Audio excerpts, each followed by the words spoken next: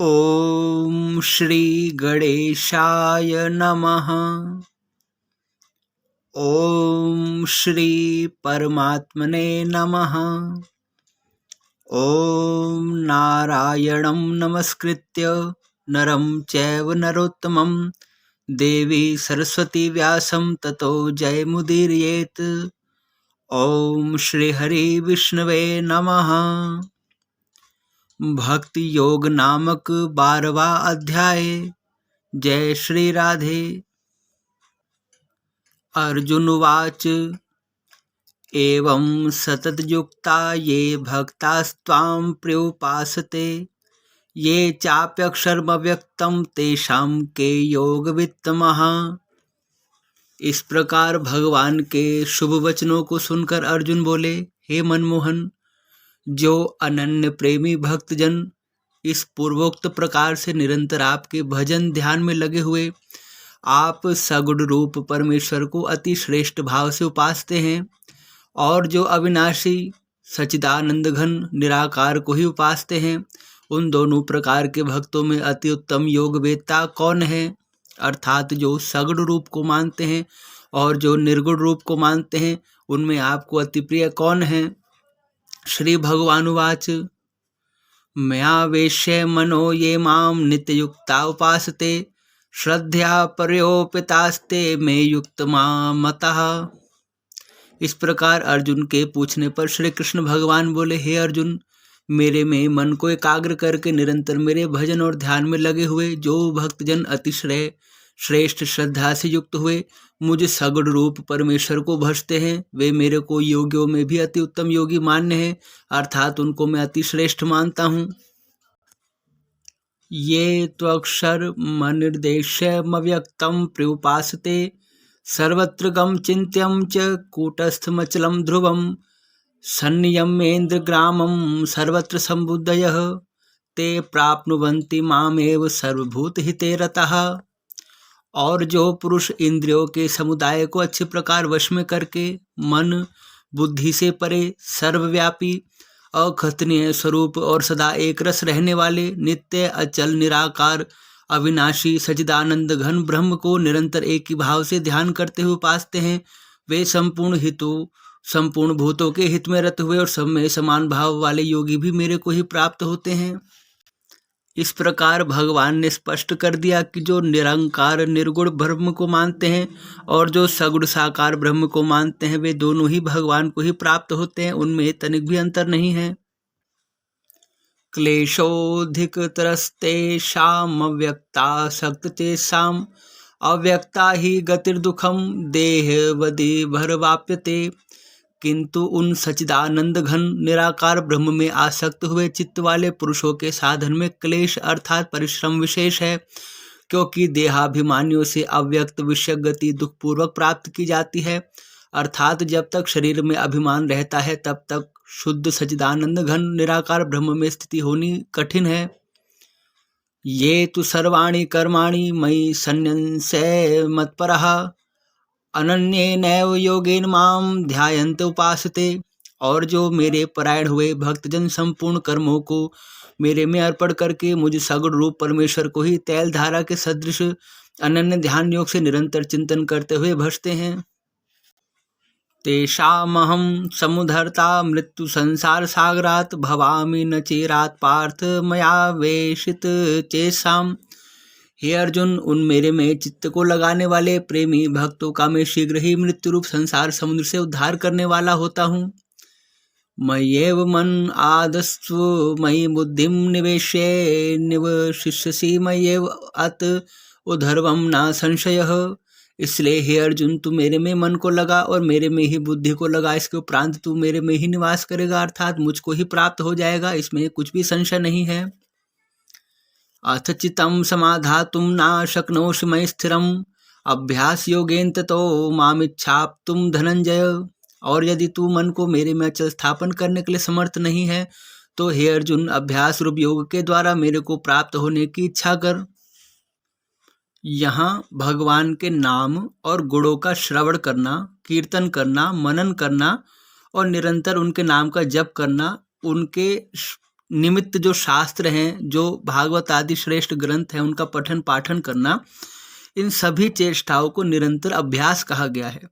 क्योंकि यदि हम इन भक्ति मार्ग का आश्रय लेंगे तो हमारी स्थिति भगवान में सदा स्थिर हो जाएगी।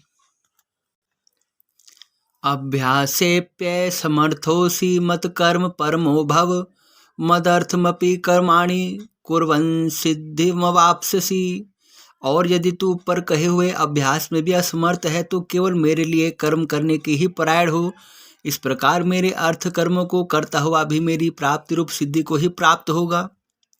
यहाँ पर स्वार्थ का त्याग करना और परमेश्वर को अपना परम आश्रय मानना, परम गति मानना और निष्काम भाव से जिस प्रकार एक सती शिरोमणि पतिव्रता स्त्री मन, वाणी और शरीर के द्वारा अपने पति की ही उपासना करती है, उस प्रकार मन, वाणी और शरीर के द्वारा परमात्मा की प्राप्ति के लिए ही यज्ञ करना, दान करना, तप करना और संपूर्ण कर्मों को परमेश्वर में समर्पित कर देने का अर्थ ही भगवान के निमित्त करा हुआ कर्म ही है। अथैत दप्य शक्तोसि कर्तुं मध्योगमाश्रितः, सर्वकर्म फल त्यागम ततः कुरु यतात्मवान। और यदि इसको भी करने के लिए तो असमर्थ है तो जीते हुए मन वाला और मेरी प्राप्ति रूप योग के शरण हुआ सब कर्मों के फल का मेरे लिए त्याग कर दे। श्रेयो हि ज्ञानमभ्यासाज् ज्ञानाध्यानम विशिष्यते, ध्यानात् कर्म फल त्यागाच्छान्तरम।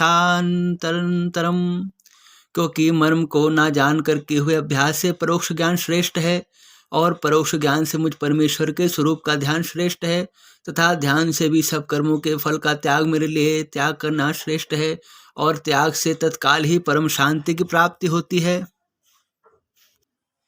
यहाँ परोक्ष ज्ञान का अर्थ है कि हम शास्त्रों को सुनते हैं या पाठ करते हैं और परमेश्वर के संबंध में हमें जो ज्ञान प्राप्त होता है उसे परोक्ष ज्ञान कहा गया है।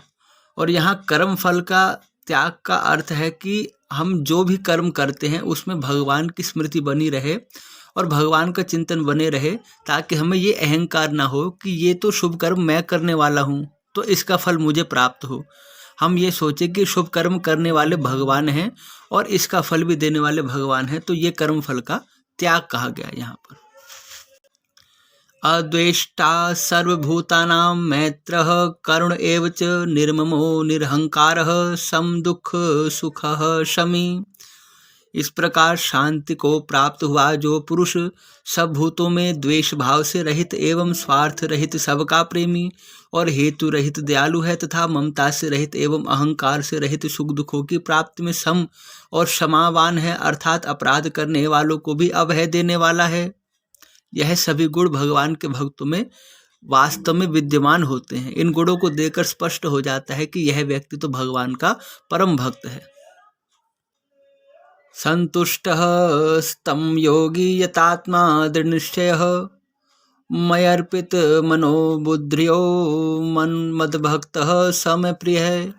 तथा जो ध्यान योग में युक्त हुआ निरंतर लाभ हानि में संतुष्ट है तथा मन और इंद्रियों सहित शरीर को वश में किए हुए मेरे में दृढ़ निश्चय वाला है, वह मेरे में अर्पण किए हुए मन बुद्धि वाला मेरे भक्तजन मुझको अति प्रिय है। यस्मानो द्विजते लोको लोकान्नो द्विजते च यः, हर्षामर्ष भयो द्वेगैर्मुक्तो यः स च मे प्रियः।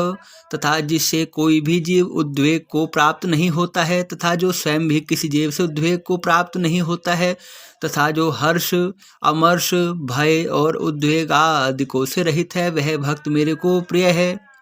दूसरे की उन्नति को देखकर हृदय में संताप होना, जलन होना, इसे अमर्ष कहा गया है।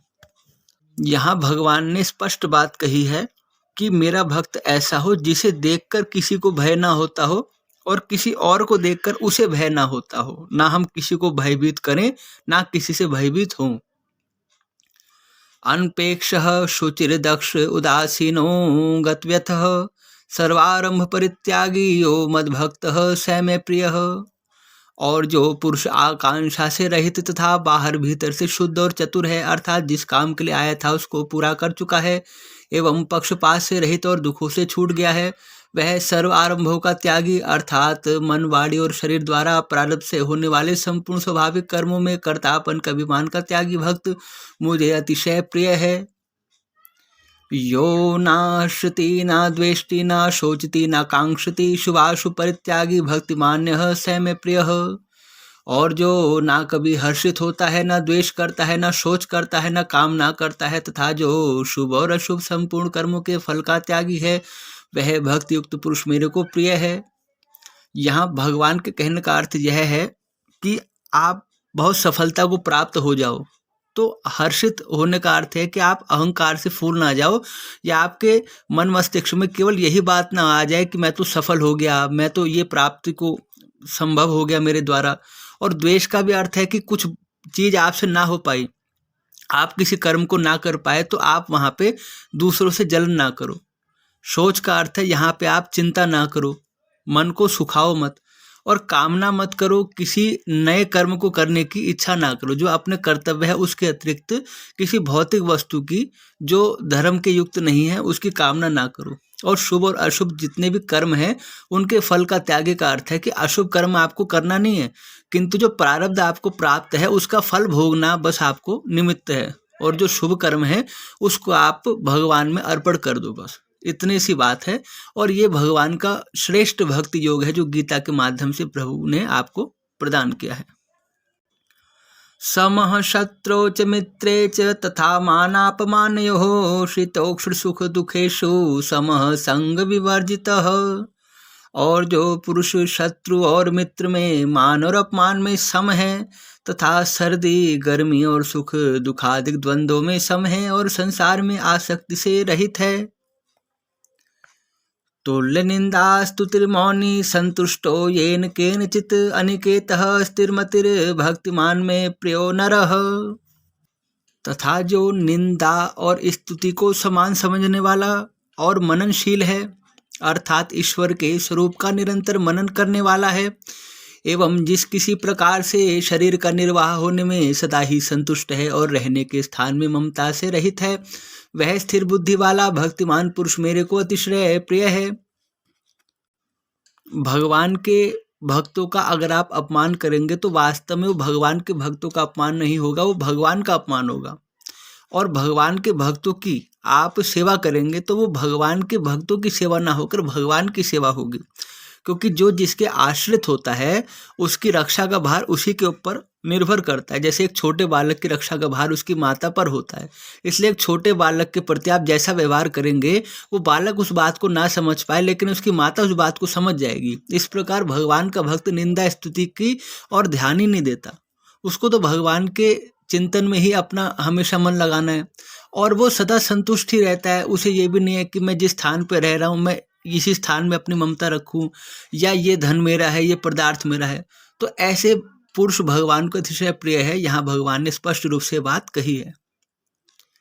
ये तो धर्म्यामृतमिदं यथोक्तं प्र्युपासते श्रद्धा नामत् परमा भक्तास्ते तीव में प्रियः। और जो मेरे परायण हुए अर्थात मेरे को परम आश्रय और परम गति एवं सबका आत्मरूप और सबसे परे परम पूज्य समझकर विशुद्ध प्रेम से मेरी प्राप्ति के लिए तत्पर हुए श्रद्धायुक्त पुरुष इस ऊपर कहे हुए धर्म में अमृत को निष्काम भाव से सेवन करते हैं, वे भक्त मेरे को अतिशय प्रिय हैं। यहाँ श्रद्धा का अर्थ है वेद, शास्त्र, महात्मा, गुरुजनों तथा परमेश्वर के वचनों में प्रत्यक्ष के सदृश विश्वास का नाम श्रद्धा है, कि इन्होंने कहा है तो ये सत्य है, अटल सत्य है, इसी का नाम श्रद्धा है। और यहाँ भगवान कह रहे हैं कि मुझे परम आश्रय मानो, यानी आपको कोई भी कष्ट है तो आप मेरे पास आओ, क्योंकि मेरे अतिरिक्त दूसरा कोई नहीं है जो आपके कष्टों को दूर कर सके।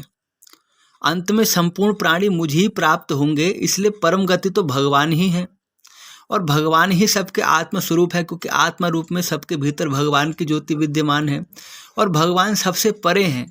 हम किसी भी व्यक्ति या पदार्थ को भगवान से बड़ा क्या भगवान के बराबर भी नहीं मान सकते, क्योंकि सब में भगवान की विभूति तो समाई है, किंतु भगवान तो केवल एक ही रहता है। और भगवान के जो भक्ति है वो विशुद्ध प्रेम है, यानी उसमें स्वार्थ का भाव नहीं होना चाहिए कि हे प्रभु हम आपकी पूजा करते हैं, बदले में आप हमें ये प्रदान कर दीजिए। ये स्वार्थ का भाव ना हो, वो अपना कार्य कर रहे हैं, आप अपना कार्य करें। तो भगवान ने बस आखिर में यही कहा है कि जो इस पूरे अध्याय में 12वें अध्याय में मैंने ये जो धर्म में अमृत प्रदान किया है आपको, आप निष्काम भाव से इसका सेवन कीजिए, यानी इसका पठन पाठन कीजिए। इतना करने मात्र से भी वो भक्त मुझे प्रिय हो जाएगा। ये पूरा अध्याय ही भक्ति योग है। इस अध्याय का केवल श्रवण करने मात्र से ही भगवान में भक्ति ऐसे जाग उठती है जैसे सूर्य की किरणों को देखने मात्र से हमारे मन में प्रसन्नता जाग उठती है। इस प्रकार भक्ति योग नामक 12वां अध्याय संपूर्ण हुआ। हरिओम तत्सत, हरिओम तत्सत, हरिओम तत्सत। ओम नमो नारायणाय। जय श्री राम।